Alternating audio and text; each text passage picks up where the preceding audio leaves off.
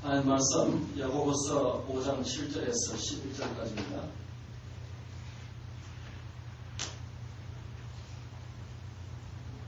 신약성경 야고보서 5장 7절부터 11절까지 제가 공독하겠습니다. 그러므로 형제들아, 주께서 강림하시기까지 길이 참으라. 보라, 농부가 땅에서 나는 귀한 열매를 바라고 길이 참아 이른 비와 늦은 비를 기다리나니 너희도 길이 참고 마음을 굳건하게 하라. 주의 강림이 가까우니라. 형제들아, 서로 원망하지 마라. 그리하여야 심판을 면하리라. 보라, 심판주가 문 밖에서 계시느니라. 형제들아, 주의 이름으로 말한 선지자들을 고난과 오래 참음의 본으로 삼으라. 보라, 인내하는 자를 우리가 복되다 하나니 너희가 욥의 인내를 들었고 주께서 주신 결말을 보았거니와 주는 가장 자비하시고 긍휼히 여기시는 이시니라. 아멘. 베드로전서 4장 7절에 보면 만물의 마지막이 가까웠다라고 말씀하고 있습니다. 그럼에도 불구하고 저를 포함한 현대 우리 모든 대부분의 그리스도인들은 종말과 재림신앙이 매우 현재 약화된 상태에서 현대 그리스도인이 살아가고 있다고 할 수 있습니다. 재림신앙도 시대와 상황에 따라서 영향을 받는 것 같습니다. 현대 그리스도인이 재림신앙이 약한 이유를 세 가지로 분석해 볼 수 있습니다. 첫째 이유는 종말 및 재림에 대한 피로감이 누적되어 있기 때문에 재림신앙이 약화되어 있었다는 것입니다. 이것은 교회 역사 안에서 재림의 지연에 따른 수많은 이단들이 예수님의 재림과 종말에 대한 그 날과 시간을 확정했고 그 날들이 다 거짓임이 자연스럽게 드러나게 되었습니다. 그럼에도 말세론적 이단들은 이런 일들을 반복적으로 행하여 왔습니다. 그래서 정통교회는 이러한 이단들에 대해서 지나친 반감을 가지고 있습니다. 그 반감은 때로는 무의식 중에 또 극단적으로는 주님의 재림과 종말은 없다 이렇게 말은 하지는 않지만 이단의 잘못된 말세론에 대해서 반감 때문에 이 종말에 대해서 재림에 대해서 자연스럽게 무의식 중에 무관심하여 되어버리게 된 것입니다. 마치 어린 아기의 더러운 기저귀만 갈면 되는데 그 기저귀를 차고 있는 아이까지 내버린 격이 된다고 할 수 있습니다. 그래서 정통교회는 재림과 종말에 대해서 현재 매우 피로감을 가지고 있게 됩니다. 이것은 이단이 정통교회에 끼친 악영향 중에 하나라고 말할 수 있습니다. 그 다음에 재림 및 종말 신앙이 약화된 두 번째 이유는 이것입니다. 신학적 이유입니다. 하나님 나라 천국의 현재성의 기형적 부각과 강조 때문입니다. 특별히 지난 세기 초반부터 하나님 나라의 현재성 그리고 천국이 이미 임했다라고 하는 하나님 나라의 현재성의 신학이 매우 급속하게 발전되어져 왔습니다. 성경에 의하면 하나님 나라는 현재 예수님의 인격과 사역을 통해서 지금 여기 임했다라고 하는 현재성을 리얼라이즈된, 실현된 하나님의 천국에 대해서 강조할 뿐만 아니라 또 앞으로 미래 주님 재림을 통해서 오게 될 또 아직 임하지 아니하는 하나님 나라, 즉 하나님 나라의 현재성과 미래성을 동시에 성경은 강조하고 있는데 20세기 초반부터 하나님 나라의 신학에 대해서 현재성에 대한 신학이 매우 발전되어 들어왔습니다. 많은 연구가 되어 들어왔습니다.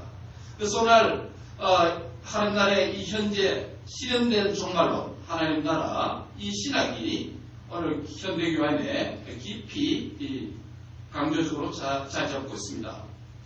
이 하나님 나라의 현재성의 신학은 현재 꽃을 피우고 있는데 특히 로마서 12장 1절에 보면 너희 몸을 하나님 기뻐하시는 거룩한 산제사로 드리라. 이는 너희들 영적 예배이라고 하는 이 공예배 외에 일상적인 삶 속에서 드려지는 이 예배의 개인적 삶의 예배, 이 삶의 예배라는 예배 신학과 맞물려서 하나님의 나라가 오늘 우리의 일상적 삶 속에 임했고 또 예배적 삶을 일상적 삶을 통해 살아가면서 그 기가 곧 하나님 나라가 현재적으로 임한 것이다 라고 강조하는 신학의 운동입니다. 이러한 신학적 강조는 전혀 틀린 말이 아닙니다. 하지만 하나님 나라의 현재성은 하나님 나라의 미래성과 함께 균형 있게 신학이 강조되고 가르쳐질 때 천국에 대한 신학과 신앙이 개인과 교회 공동체 안에 균형 있게 건강하게 자리 잡을 수가 있게 되는 것입니다. 현재성을 지나치게 강조하면 자연적으로 미래성이 상대적으로 약화되는 경향이 있는 것입니다. 그래서 현대 그리스도인은 이 재림과 종말에 대한 미래 재림과 종말에 대한 이 신학과 신앙과 의식에 있어서 점점 약화되어져 가고 있는 것이 슬픈 현실이라고 할 수 있습니다. 마지막 세 번째로 재림 및 종말에 대한 이 신앙이 약화된 세 번째 이유는 실천적인 이유입니다. 그리스도인은 우리가 살아갈 때, 그리스도인으로서 우리가 살아갈 때 땅의 책임에만 매여서 현실에 안주하여 도취되고 죄에 빠져서 삶과 사명을 망각하는 나태와 안일의 잠을 잘 때 실천적으로 재림과 종말에 대한 신앙이 자연스럽게 약화되는 것입니다. 현실이 너무 편리하고 풍족하여서 재림은 필요 없고 미래 천국이 필요 없는 듯 사는 삶을 일컫습니다. 즉 여기가 좋사오니라는 라이프 스타일이라고 할 수 있습니다. 그렇다면 성경은 무엇이라고 말씀합니까? 예수님의 재림과 종말은 반드시 있다라고 말씀하고 있습니다. 단지 그 시간과 때를 알지 못할 따름입니다. 그래서 성경은 깨어있어라, 준비하라, 주의하라라는 명령으로 한결같이 경계적으로 말씀합니다. 마태복음 24장과 25장에는 예수님의 종말론적인 강화, 설교가 기록되어져 있는데요. 예수님의 종말에 대한 설교에서 주된 내용은 징조와 비유를 통해서 주로 말씀하셨습니다. 징조들은 세 가지로 말씀했는데 하늘의 징조와 땅의 징조와 그리고 인자의 징조에 대해서 말씀합니다. 하늘의 징조는 해가 어두워지고 달이 빛을 내지 않으며 별들이 하늘에서 떨어지며 하늘의 권능들이 흔들리는 것이다 라고 마태복음 24장 49절에 그렇게 29절에 말씀합니다. 그리고 땅의 징조들에 대해서 예수님과 말씀하시는데 특별히 사람의 미혹을 포함해서 여러 가지가 있게 될 것인데 전쟁, 기근, 지진, 미움, 불법, 그리스도, 거짓 선지자들의 출현 등을 말했습니다. 그리고 주님의 재림에 대해서 인자의 징조가 있을 것이라고도 말씀합니다. 인자의 징조가 무엇입니까? 그래서 인자가 구름을 타고 영광과 권능 가운데 모든 사람들이 다 볼 수 있는 이 보편성을 가진 가운데 재림이 있을 것이다 라는 말씀입니다. 그리고 예수님의 종말론적인 설교는 마태복음 24장 25장에서 많은 비유들을 통해서 말씀을 하고 있습니다. 그렇다면 이 징조와 비유를 많이 사용해서 예수님께서 하신 종말론에 대한 설교에서 교훈이 무엇입니까? 세 가지 대표적 명령으로 요약할 수 있습니다. 첫째는 미혹받지 않도록 주의하라라는 것이고 마태복음 24장 4절에 그리고 또 하나는 깨어 있으라라는 것이고 마지막 세 번째는 준비하고 있으라라는 명령입니다. 왜 예수님의 종말론 설교에서 이 세 가지 명령이 언급되어져 있습니까? 두 가지 이유가 있는데 하나는 이날에 마지막 구원이 결정될 것이고 또 다른 하나는 이날에 마지막 심판이 결정될 것이라는 이유 때문입니다. 인간의 영생과 영벌의 문제가 최종적으로 판결되기 때문이라고 이유를 밝힙니다. 이제 이러한 종말론적인 대한 주님의 설교의 배경과 이 가르침을 이제 염두에 두고 오늘 우리가 읽었던 이 야고보의 문맥으로 자연스럽게 이동하려고 합니다. 야고보서는 지금까지 행함에 대해서 매우 강조적으로 설명해 왔습니다. 행함은 미래의 문제가 아니라 현실의 문제입니다. 행함은 그리스도인이 당면한 오늘의 삶에서의 이슈, 문제라고 할 수 있습니다. 야고보에서 왜 이토록 믿음보다 행함을 강조해 왔습니까? 그것은 바로 야고보서의 종말론과 관련되어져 있습니다. 무슨 말입니까? 야고보에서도 현실의 행함을 강조하지만 종말론을 말하고 있습니다. 야고보서의 종말론이 어떤 것입니까?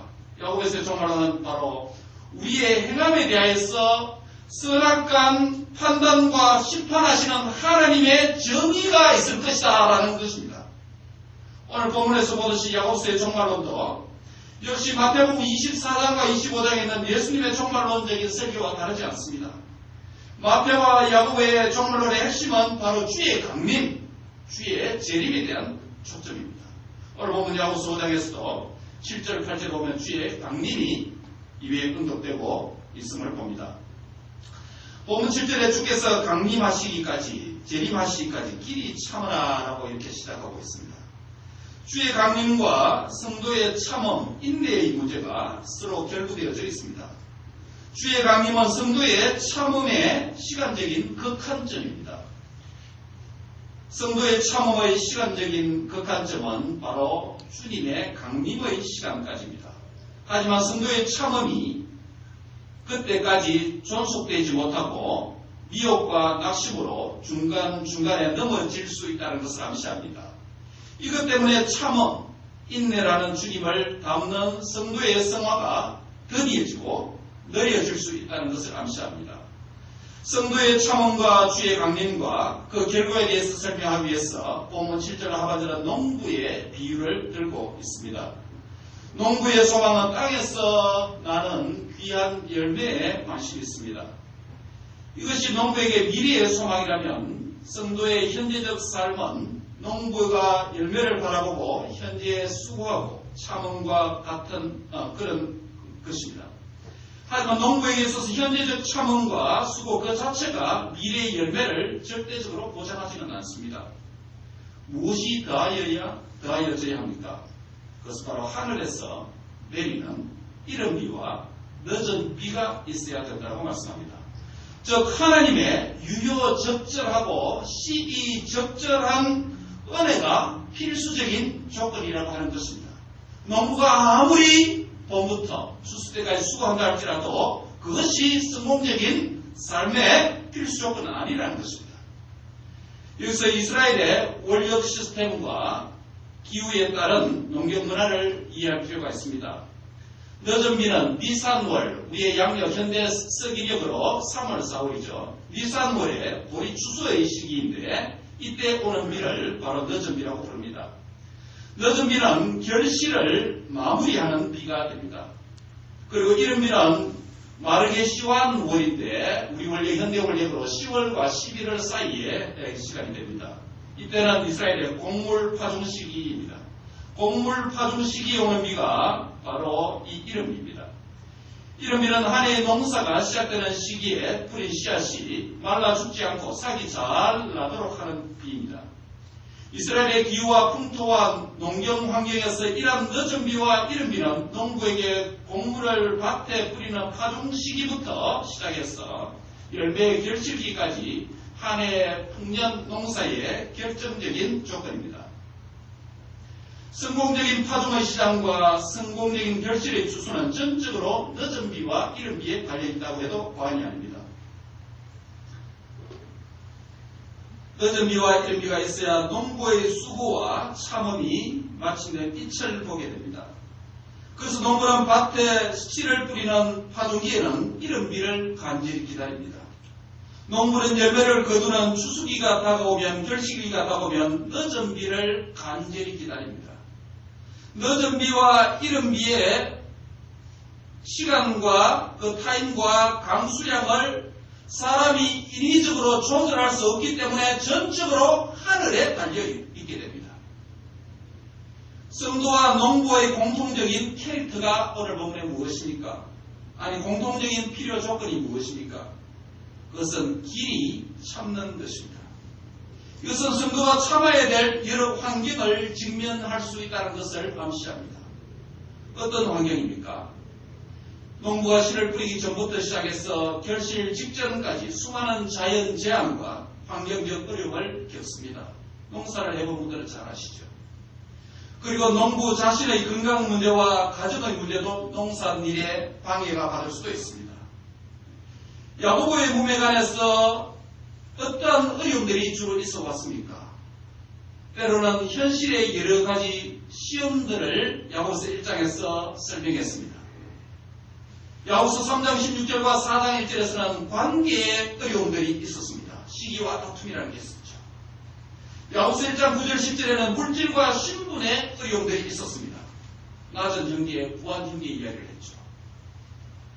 또 어떤 어려움이 있었습니까? 감정적인 어려움도 있었습니다. 야고보서 1장 19절 21절에 보면 성남과 온유함에 대해서 말했습니다. 앞으로 다음 시간에 보게 될 야고보서 5장 15절에 보면 질병의 어려움도 노출되어 살아간 것이 성도입니다. 그리고 핍박과 같은 영적인 어려움도 당합니다. 이러한 상황과 현실에서 오래 참음은 필연적이고 필수적입니다. 오래 참는다는 것은 자체가 어려움이 없다는 말이 절대 아니죠. 이것은 항상 어려움이 있다는 것이 전제가 됩니다. 그러한 조건에서 어려움을 참아야 된다는 것입니다. 그런데 어떻게, 그리고 무엇 때문에 오래 참음이, 인내가 필요한 것입니까? 야고보서 1장에서 인내를 온전히 이루는 것에 대해서 가르쳐 왔습니다. 우리로 하여금 온전하고 구비하여서 조금도 부족함이 없게 곧 주님을 닮게 하도록 하는 것이 인내를 온전히 이루는 데라고 가르쳐 왔습니다. 즉 예수님의 성품을 담는 성화라는 열매를 맺기 위해서 인내가 필요하다고 했습니다. 이 사실로부터 무엇을 알 수 있습니까? 하나님의 관점에서 본다면 자기 자녀가 당할 고난보다도 예수님의 성품을 담는 성화가 자기 자녀에게 더 가치 있고 의미 있는 일이기 때문에 하나님은 감히 사랑하는 자녀들에게조차도 시련과 고난을 허용하신다는 것입니다. 우리 인격의 내면과 밖에서 예수님을 담는 성품의 변화는 가장 가치 있고 고귀한 보석과도 같은 것이기 때문에 하나님은 감히 사랑하는 친백성, 친자녀들에게까지 안타깝지만은 고난과 시련과 어려움을 허용하신다는 것입니다. 하나님의 관심의 초점이 성도들에게 있어서 어디에 있는지 매우 잘 보여주는 암시적 본문입니다. 이것이 고난과 시련 앞에서 우리가 감사해야 되고 찬양해야 될 이유가 되겠죠. 본문 7절에서 이미 주의 강림까지 길이 참으라고 말씀했는데 8절에서 다시 그것이 반복됩니다. 8절 같이 한번 읽을까요? 8절입니다. 시작. 너희가 길이 참고 마음을 굳건하게 하라. 주의 강림이 가까우리라. 7절에 말했는데 8절 다시 반복합니다. 무슨 의미입니까? 이것은 마치 우리가 잘 참지 못하는 성품을 본성적으로 가지고 있기 때문일 수 있습니다. 잘 참지 못하기 때문에 강조해서 말합니다. 뿐만 아니라 이것은 우리가 잘 참지 못하기에 훈련이 필요하고 그것도 반복적인 훈련이 필요하다는 것을 이 반복 표현을 통해서 우리에게 강조하고 있습니다. 즉 길이 참아야 된다는 것입니다. 여기서 길이 참는다는 것은 단순히 타 종교에서나 철학에서 말하는 고행적이고 극기적인 참음이 아닙니다. 길이 참다라는 것은 임박한 주의 강림을 기다리는 성도의 경건 생활의 방식입니다. 여기서 참음은 야고보서의 주된 주제인 참된 경건과 관련이 있습니다. 시련과 고난 앞에서 최종적인 하나님의 심판과 위로가 있는 주의 강림의 날을 기다리며 믿음과 소망으로 바라보며 당하는 시련을 참을 때 그것이 곧 참된 경건의 삶이라고 말씀하는 것입니다. 경건의 종말론적인 측면을 보여줍니다. 경건은 현재 여기서 살아야 되는 것이지만 그러나 경건의 종말론적 측면까지도 야고보서가 풍성한 신학적인 안목을 우리에게 보여줍니다.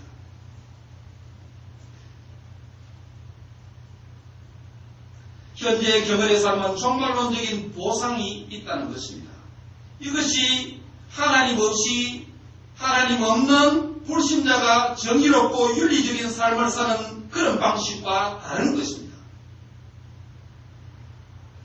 그래서 성도에게서 이 참음은 주의 공정한 정의가 완결되는 소망스러운 참음이라고 할 수 있습니다.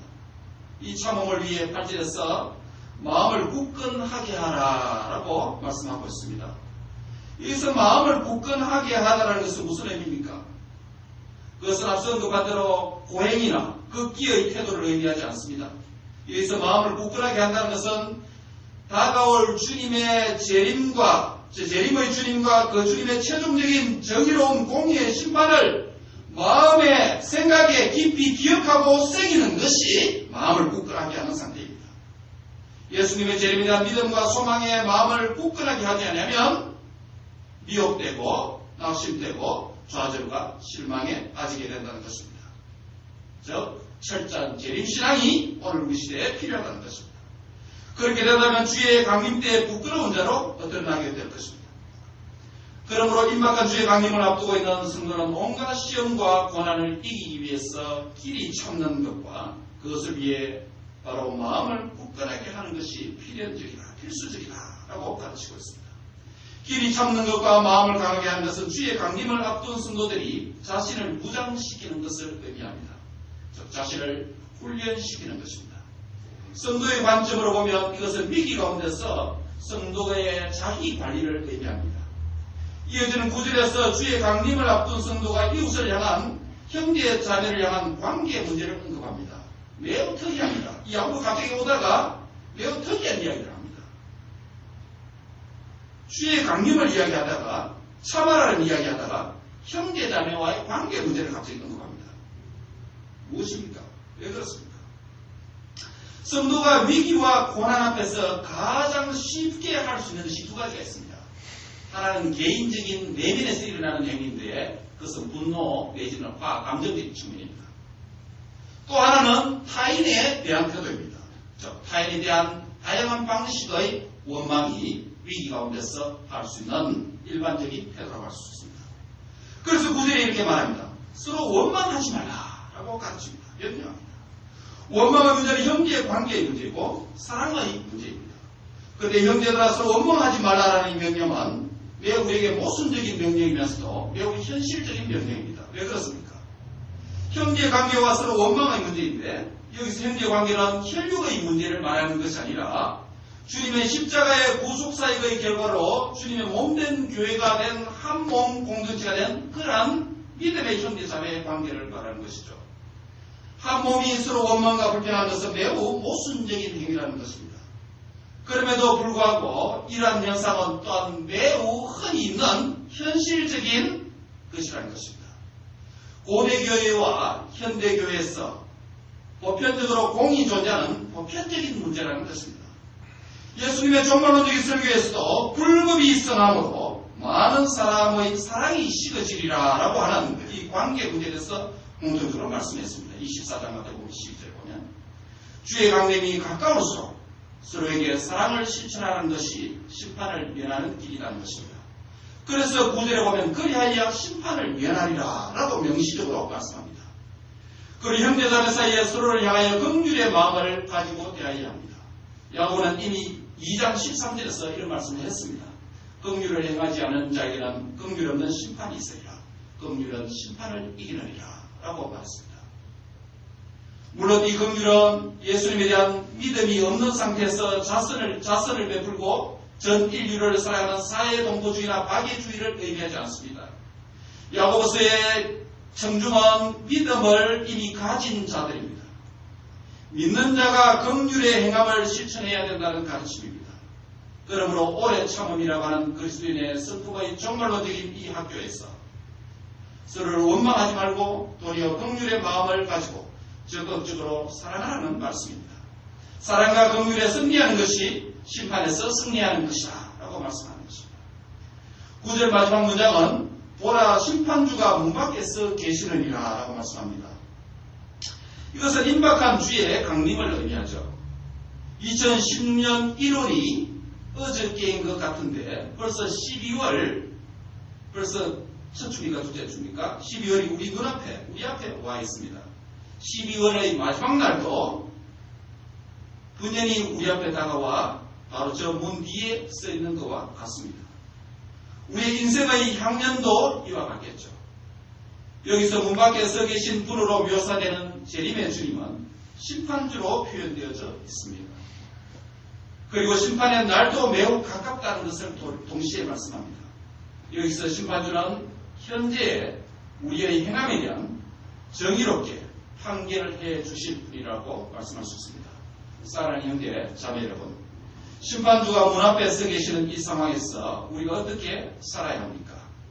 특히 이웃관계에서 어떻게 살아야 합니까? 원망하지 말아야 합니다. 그래야 심판을 면하고 심판을 이깁니다. 또한 긍휼을 베풀어야 합니다. 그래야 그 긍휼이 심판을 이기는 것입니다. 원망과 불평과 미움과 시기는 심판 앞에 우리를 굴복하고 패배하게 만듭니다. 그러나 나보다 낮게 여기는 겸손과 서로를 존중히 여기는 존경과 서로를 향한 형제 우애의 사랑은 다가오는 주의 강림 때의 심판을 이기는 은총이 된다는 것입니다. 겸손, 존경, 사랑은 서로 원망하지 말라고 하는 이 부정적인 명령의 적극적이고 능동적인 순종의 방식이라고 할 수 있습니다. 이런 삶이 바로 오래 참음의 삶이다라고 말씀하는 것입니다. 오래 참은 단순히 걷기하고 이런 게 아니라는 거죠. 매우 실천적입니다. 그래서 고난과 위기가 많은 성도의 현재적 삶에서 가장 중요한 경건의 한 덕목이 있다면 그것은 바로 오늘 본문에서 오래 참음이다라고 말씀합니다. 오래 참음은 성도가 갖춰야 할 매우 중요한 성화의 덕목입니다. 오래 참음 이것은 성령으로 충만한 성도가 맺는 신앙 인격의 열매입니다. 그런데 여기서 주의 이름으로 말씀을 전했던 선지자들의 고난과 오래 참음으로부터 본을 삼으라고 본 이야기를 합니다. 이 구절의 중요한 암시적한 의미는 고난의 성격을 규명해 주고 있습니다. 즉 죄를 범하여 당하는 위기 고난이 아니라 주의 이름으로 말한 믿음 생활 때문에 주님을 믿는 것 때문에 당한 선지자들의 고난과 같은 그런 종류의 고난을 가리킵니다. 주의 이름으로 말씀을 전한 것 때문에 선지자들은 부당히 고난을 당했습니다. 하나님 편에서 부당한 고난이지만 세상과 말씀을 무시하는 사람은 당연한 고난으로 그것을 여길 것입니다. 즉 하나님에 대한 믿음 때문에 신앙 때문에 고난과 위기를 겪는 것을 의미합니다. 위기와 고난에서 오래 참음의 문제를 10절에서는 선지자로부터 교훈을 얻으라라고 했죠. 선지자는 구약성경 모세 오경부터 시작해서 선지서가 몇 권이죠? 전체 선지서 몇 권이에요? 대선지서가 몇 권입니까? 처음 듣는 이야기입니까? 이사야, 예레미야, 에스겔, 다니엘, 예레미야가 5권이 대선지서고 나머지 12권이 소선지서죠. 대선지서와 소선지서를 나누는 기준은 두 가지가 있죠. 하나는 분량의 문제고, 그러나 또, 근데 예레미야가 아주 작은데 왜 대선지에 포함시킵니까? 대선지자 수도 두 번째 문제 내용의 문제입니다. 메시아에 대한 예언이 얼마나 많으냐에 따라서 나눌 수 있습니다. 어쨌든, 선지서는 17권입니다. 모세오경은 몇 권이죠? 당연히 5권이죠. 그래서 합치면 몇 권입니까? 모세오경과 17권 선지서 22권이 됩니다. 왜 모세오경을 지금 여기서 말하냐면 선지자의 선지적 직분의 오리지널 기원은 모세로부터 시작하기 때문입니다. 즉 모세오경부터 시작해서 17권의 선지서 합치면 22권인데 구약의 거의 39권 가운데 3분의 1을 차지합니다. 오래 참음의 문제를 이야기해서 선지자의 교훈을 얻으라고 말씀합니다. 구약의 지금 대부분의 이야기를 선지자라는 이 직분을 통해서 소개하고 있습니다. 모세오경과 선지서를 제외한 성경의 다른 장르가 무엇이 세 번째 장르가 뭐죠? 예, 성문서라고 합니다. 성문서 안에는 역사서도 포함되고 시가서도 포함되어 있습니다. 이것이 12권입니다. 다시 말씀해 이 성문서 안에 대표자 한 면을 뽑으라고 말합니다. 그 이종을 보면 그냥 누굽니까? 욥이 등장합니다. 무슨 말입니까 이게? 지금 전 구약 안에서 오래 참음의 문제를 말하면서 본을 삼으로 이야기하면서 대표 선수 2명을 뽑았습니다. 하나는 모세오경과 17권의 선지서 전체 22권의 대표로서 선지자를 이야기했고 성문서 12권의 대표 선수로서 욥의 이야기를 지금 이야기하고 있는 것입니다. 이 말이 두 가지를 우리에게 보여주고 있습니다. 오래 참음의 문제는 구약 39권의 모든 내용을 커버하는데 구약 시대에 살았던 구약 성도들의 오래 참음과 신약 성도인 우리가 당하는 오래 참음과 다르지 않다는 것입니다. 즉 고난은 구약 성도도 당하고 신약 성도도 당하는데 이것이 구약과 신약이 분리되는 것이 아니고 오늘 야고보서를 통해서 신약인 너희들도 선지자들과 모세오경과 선지서를 통해서 당하는 선지자들의 고난과 성무서의 대표자로서 욥이 당하는 이 고난이 야고보서를 읽는 청중인 오늘 신약 교회가 동일한 연장선상에 있다라고 지금 가르치고 있는 것입니다.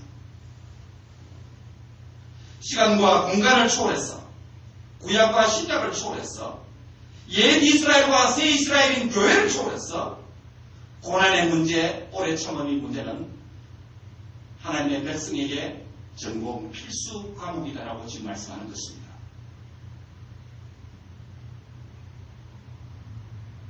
고난은 피할 수 없는 신앙생활의 필수 과목입니다. 고난을 참고 이기는 것은 시공간을 초월한 하나님의 모든 백성이 해야 될 일입니다. 참기 힘드십니까? 너무 지쳐 있습니까? 너무 상처가 됩니까? 좌절과 절망의 늪을 헤매고 있습니까? 이 과정은 남아 겪는 과정이 아닙니다. 구약의 모든 성도들이 구약의 각 장르의 각 시대에 살았던 모든 성도들이 동일하게 겪고 야고보의 청중인 흩어져 있는 12지파의 유대인 그리스도인이 동일하게 당하고 아시아의 12개, 7개 교회뿐만 아니라 오늘 오보는 세대의 모든 성도들이 동일하게 저와 여러분을 포함해서 당하고 있습니다. 그 고난 앞에서 참음이라고 공통적인 키워드를 우리에게 보여주고 있는 것입니다. 그러므로 고난과 오래 참음은 모든 그리스도인이 하나님 백성이 겪어야 하는 참된 경건과 신앙의 필수 코र्스인 101 베이식 과정이라고 할 수 있습니다. 고난과 오래 참음은 그리스도인의 전공 필수 과목이며 선택 과목이 아니라는 것입니다. 시댁에서 핍박이 아주 심한 한 집사님이 계셨습니다. 그 집사님은 명절날만 되면 시댁에 가는 것이 고난이었고 스트레스였습니다. 심지어 몸까지 아프기 시작했습니다. 얼마나 고민이 되었어요. 어느 날 이 문제로 작정 기도를 하는데 시댁을 사로잡고 있는 마귀는 물러가라 하고 이렇게 담대하게 했었답니다. 그 이 집사님은 시댁에 가는 것이 고난과 스트레스가 아니라 이제는 즐겁고 신나는 일이 되었습니다. 시댁 문을 열고 들어갈 때마다 속으로 마귀야 괴롭지 내가 또 왔다 라고 조롱하면서 들어갔다고 합니다. 자연스럽게 시댁에서 얼굴 표정이 바뀌고 발걸음도 가벼워져서 시댁에 가는 일이 잦아졌습니다. 시어머니도 며느리가 아주 이 밝은 표정으로 대한 것이 좋았습니다. 결국 이 집사님에게 고난과 스트레스였던 것이 하나님께 주신 이른 비와 늦은 비의 은혜와 힘으로 그가 당면한 고난을 오래 참고 결국 시댁을 복음화하게 되었습니다. 고난과 위기를 겪는 성도는 이른 비와 늦은 비의 은혜가 필요합니다. 이른 비와 늦은 비처럼 가장 적당한 때에 가장 적합한 양의 은혜가 성도로 하여금 오래 참음을 가능하게 합니다. 그래서 신앙의 추수, 믿음의 결실, 참된 경건으로서의 자라가는 성장이 가능하게 되는 것입니다. 여러분이 현재 삶에서 참아야 될 영역이 어떤 것입니까? 그리스도인의 필수 전공 과목인 고난과 오래 참음은 여러분의 삶의 어떤 부분을 차지하고 있습니까? 나는 하나님의 이른 비와 늦은 비의 은혜로 열매 맺기까지 은혜로 참는 삶을 살아야 합니다. 고난이 있습니까? 어려움이 있습니까? 힘듦이 있습니까? 내 힘이 아닌 오직 은혜로 참을 수 있고 오직 은혜로 열매 맺을 수가 있습니다. 주께서 주시는 이른 비와 늦은 비의 은혜, 곧 때를 따라 주시는 은혜를 사모함으로 주님 앞에 날마다 그분의 보좌 앞에 나아가시는 저와 여러분 될 수 있기를 바랍니다. 주님만이 내가 피할 방패며 큰 상급이 되십니다. 고난과 위기에서 은혜로 넉넉히 참고 주의 인내의 열매를 맺어서 주의 성품의 인내의 열매를 맺어서 자신의 믿음도 키우고 다른 사람의 믿음 성장에 선한 영향력을 끼치는 그런 삶이 되시기를 바랍니다. 그래서 하나님께는 기쁨과 영광을 돌리는 복된 삶이 되시기를 바랍니다.